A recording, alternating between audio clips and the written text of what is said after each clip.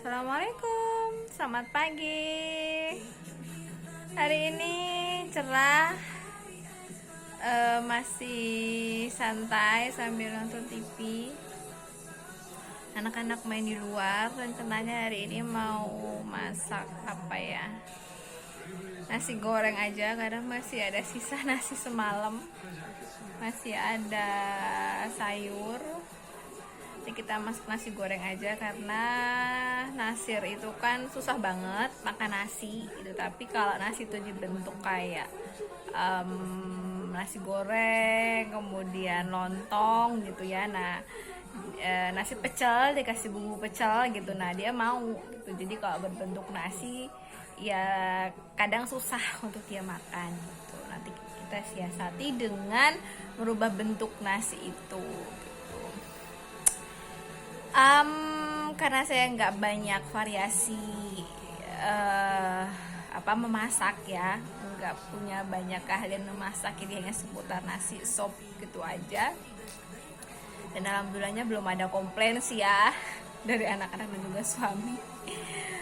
Karena kalau misalnya mereka pengen sesuatu yang beda dari yang biasanya gitu, kita beli aja gitu. Dan semoga ini nggak menjadi masalah ya ke depannya gitu, karena saling memahami lah. Istrinya nggak bisa masak yang aneh-aneh, kalau pengen ya tinggal beli aja gitu. Kenapa nggak belajar gitu ya? Ya bisa aja belajar, cuman kan belajar zaman sekarang itu tuh menurut saya tuh butuh waktu juga, terus juga biaya ya kan. Kita harus belanja, kemudian kita harus sedia waktu untuk belajar, misalnya di YouTube ataupun di aplikasi memasak gitu ya. Nah, kita harus belajar juga gitu, dan belum tentu hasilnya bagus kalau memang kita nggak punya nggak terbiasa gitu, nggak terbiasa. Karena kan memasak itu kan skill yang yang lahir ataupun yang muncul gitu karena kita suka, udah dari awal suka masak gitu ya. Nah, kalau saya kan nggak begitu gitu, sehingga ya udahlah gitu ya, nggak bisa kita beli aja. Kalau nggak bisa beli ya udah makan apa yang ada gitu. Gitu deh seputar memasak ya. Kemudian seputar apa lagi ya, pekerjaan rumah tangga itu banyak banget sih, sampai bingung. Cuci, lipet-lipet, angkat jemuran gitu-gitu, alhamdulillah semuanya membantu. Suami bantu nyemurin baju gitu, kemudian anak-anak bantuin angkatin jemuran yang udah kering gitu. Mereka suka banget tuh kadang rebutan sore-sore gitu. Nah, kalau saya pasti ngelipetin baju, karena kan mereka pada nggak bisa gitu kan. Yang bisa dilakukan oleh mereka, maksud saya anak-anak dan suami, ya mereka bantu gitu. Kalau yang nggak bisa ya harus saya, misalnya kayak lipet-lipet baju gitu. Kalau nyapu semuanya ikut. Suami saya nyapu bagian luar yang sapu lidi gitu ya, kemudian bakar sampah itu suamiku, dan aku nyapu bagian dalam sama berberes kamar itu kan, dapetin baju, spray gitu-gitu. Nah, kalau mainan ruang tamu itu milik bersama, jadi harus dibersihkan bersama. Anak-anak bersihin mainan, nyusun gitu kan, nyusun mainan, buku gitu-gitu, semuanya ikut bantu gitu. Terus rumahku juga gak pernah rapi dalam artian karena ada orang di dalamnya. Anak-anak main semua di rumah ya kan, karena lagi membatasi banget bermain di luar, sehingga ruang tamu, kamar di tempat area bermainnya dia, mainan berserakan gitu-gitulah intinya. Ya karena kita nggak ada tamu gitu, jadi ya saya sama suami saya biarkan selama anak itu memang bisa berkreasi gitu ya. Misalnya main Lego di sofa, ya semua sofa itu punya dia gitu. Kemudian di lantai main mobil, Hot Wheels dan sebagainya gitu. Selama yang penting mereka satu, bertanggung jawab apa? Bertanggung jawab untuk beresin mainannya, menjaga mainannya. Itu udah cukup bagi kita sebagai orang tua gitu. Satu lagi sih yang lagi kita belajarin ke mereka itu buat berbagi. Nah, si kecil ini belum terbiasa dengan berbagi ya. Jadi barang dia itu sulit untuk berbagi dengan orang lain, dengan kakaknya misalnya pinjem mainan sesama sudah dibelikan satu-satu gitu, tapi si adik ini tetap aja pingin milik orang lain gitu ya.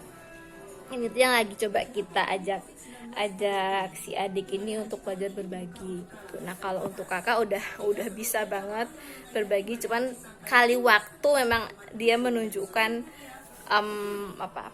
menunjukkan keakuannya gitu ya, bahwa ini punya aku, itu punya adik nggak boleh main punya aku karena adik tadi nggak boleh, kakak punya adik gitu-gitu. Nah ada kadang sampai mereka berantem pun gitu ya, aku sama suami kadang cuma diem aja, sebenarnya ngeliatin aja sambil melihat percakapan mereka gitu, sampai nangis dulu baru udah kalau mau pada berantem di luar gitu misalnya ya, di luar rumah gitu.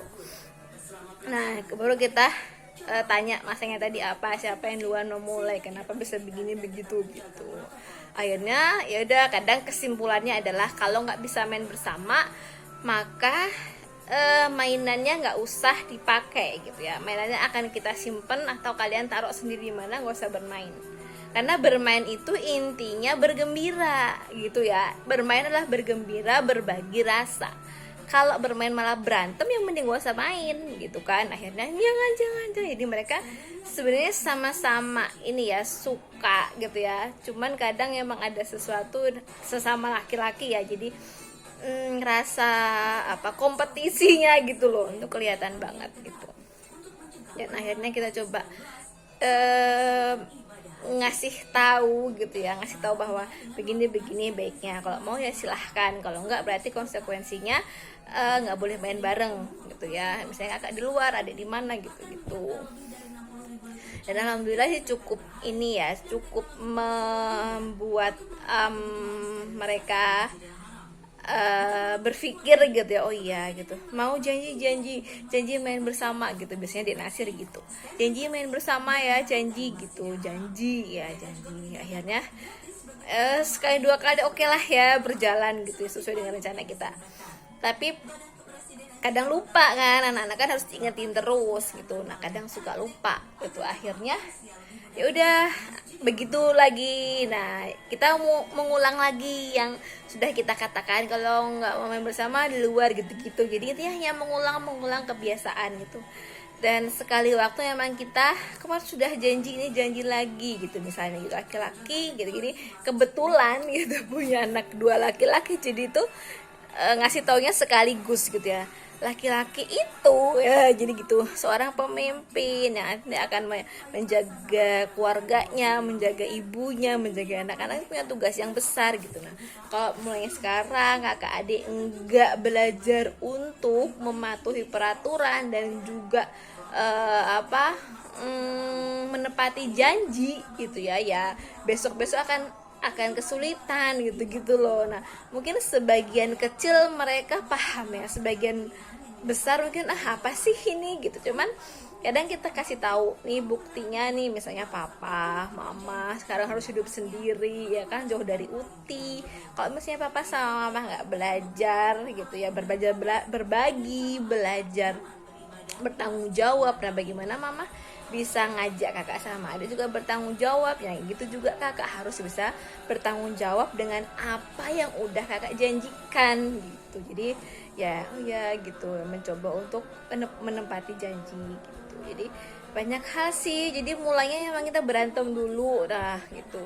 Belum lagi kalau aku sama suamiku itu berbeda pendapat gitu ya, nah itu kadang suka salah satu dari kita tuh diem dulu aja gitu, misalnya saya atau suami gitu ya, pinginnya anak itu misalnya kayak Mikail gitu, kalau nggak menepati janji dia nggak akan mendapatkan fasilitas apapun, misalnya nggak boleh main handphone, nggak boleh nonton TV, nggak boleh keluar main gitu ya, dan lain sebagainya lah gitu. Tapi mungkin dari aku ya udah nggak apa-apa gitu loh, toh kita juga sering melakukan kesalahan gitu loh ya. Jadi sehingga selama kesalahannya itu dia udah sadar, maksudnya iya aku tahu tadi aku salah gini-gini, tapi tadi itu begini mah gitu ya. Dan aku udah tau lah besok nggak ngulangin, ya udah. Jadi menurutku kita coba nggak terlalu kaku gitu ya, menurut saya seorang ibu gitu. Nah, tapi bagi seorang suami ataupun laki-laki, dia kan pinginnya yang tegas. Kita pinginnya tuh laki-laki tuh tegas, nggak ada di tengah-tengah gitu. Jadi kalau kamu melanggar peraturan ya udah gitu, kamu akan menerima konsekuensinya gitu. Nah, ya lagi kan sisi perempuan, sisi laki-laki ini kan berbeda di sini. Jadi ya mending kadang salah satunya yang coba diem, ya udah ngikutin suami dulu, atau kadang suami yang diam, udah mamah nih yang maju kayak gitu. Jadi di situ sih kadang kita coba diem gitu. Kadang ya di situ aja masih suka berbeda ya antara suami istri. Teman kadang-kadang kalau misalnya itu sisi yang peraturan, saya sudah 100% ke suami dah. Cuman sekarang tutup telinga, misalnya anak-anak lagi dihukum gitu ya di luar di pintu, nah nasir sampai nangis gitu. Karena saya suka udah astagfirullahaladzim, kuat ini demi si anak gitu ya. Nah setelah itu ya baru tadi adik sedih kan, apa marah karena kakak adik tadi nggak mau berbagi, adik tadi ingkar janji kan, nggak boleh begitu gitu. Jadi aku coba untuk mendukung apa yang udah dilakukan suami, tapi aku tetap ramah ke dia gitu, dia biar tahu bahwa oh iya benar sih. Jadi coba nyadarin si anak tapi dengan pendekatan itu. Jadi nggak coba kan bener adik tadi marah-marah gitu nggak. Jadi coba makasih ya tadi adik udah mau dengerin papa, adik sudah udah di luar, adik udah nangis, udah sedih, tapi adik sekarang sedih lagi nggak sedih gitu, atau masih sedih gitu ya, biasanya tuh masih gini gitu, nangis. Ya udah nggak apa, sekarang Ade udah nggak sedih lagi, Ade udah nggak dukung lagi, sekarang Ade udah sama mama sama papa. Nah sekarang Ade mau ngapain, Ade udah inget kan tadi ngapa-ngapain aja gitu, nggak boleh diulang ya misalnya gitu, nggak boleh lempar mainan lagi ya, nggak boleh tendangin kakak mamah lagi ya gitu. Jadi coba untuk oh ya tadi yang aku lakuin itu tuh salah gitu ya, jadi aku nggak boleh ngelakuin itu lagi gitu. Nah kadang ya di situ kita sebagai orang tua ya kadang tuh suka berbeda respon gitu. Kalau misalnya aku sama suami dalam kondisi yang stabil, artinya kondisinya sehat ya dalam tanda kutip, nggak terburu-buru, nggak lagi dalam kondisi sibuk atau genting pekerjaan, itu bisa lebih lebih soft gitu loh nasehatinnya, lebih soft menemanin bermain. Tapi kalau biasanya kan kadang lagi menanggung banget nih kerjaan gitu, lagi nulis email buat kata-kata bla bla bla, tapi tiba-tiba Sendak malah berat. Nah itu berbeda tuh responnya. Misalnya sudah stop semuanya, ini mama sapu, nanti sini papa ambil mainannya gitu. Jadi berbeda respon gitu. Jadi sebisa mungkin sih aku sama suami kadang satu itu jadi kayak wasit gitu ya. Jadi misalnya yang satu marah, aku coba untuk ngelus-ngelus punggungnya, sabar sayang gitu. Terus udah akhirnya dia mundur, nah aku yang maju, kadang kayak gitu. Jadi harus ada yang nge-backup gitu. Jadi kalau pernah sih ya dalam posisi dua-duanya lagi marah gitu, bisa aja. Dan mungkin juga pernah gitu, jadi anak-anak lah yang terlantar gitu akhirnya. Tapi ya namanya orang tua nggak setega itu kan ya gitu. Jadi ya udahlah gitu, alhasil salah satu yang harus maju ya, satunya harus mundur menenangkan emosinya dulu gitu ya. Oke, sampai di situ kadang kita coba akhirnya setelah udah selesai nih gitu kan, untuk reward bagi kita juga orang tua udah selesai menangani kasus si anak yang berebut atau berantem atau apapun itu, lagi ngambek, abis tantrum dan sebagainya, atau lagi super manja banget gitu ya. Nah itu coba kita makasih sayang gitu, makasih ya udah sabar gitu, thank you ya udah mengendalikan, makasih ya pawang gitu. Gue sukanya gitu, makasih ya pawangku kayak gitu. Jadi suka memberi reward lah gitu ya kepada pasangan gitu. Kadang suami juga hebat, thank you ya gitu. Jadi kita ngerasa ya dihargai ya, kita kan hanya pasangan kita yang tahu baik buruknya kita kayak gimana gitu. Jadi coba untuk mengasih reward lah kepada pasangan yang dalam tanda kutip gitu ya, tanda kutip udah berhasil menenangkan masalah gitu. Nah kadang-kadang dulu sih kita sering cerita ya, kalau misalnya apa malam-malam gitu kita suka cerita, berbagi lah gitu ya.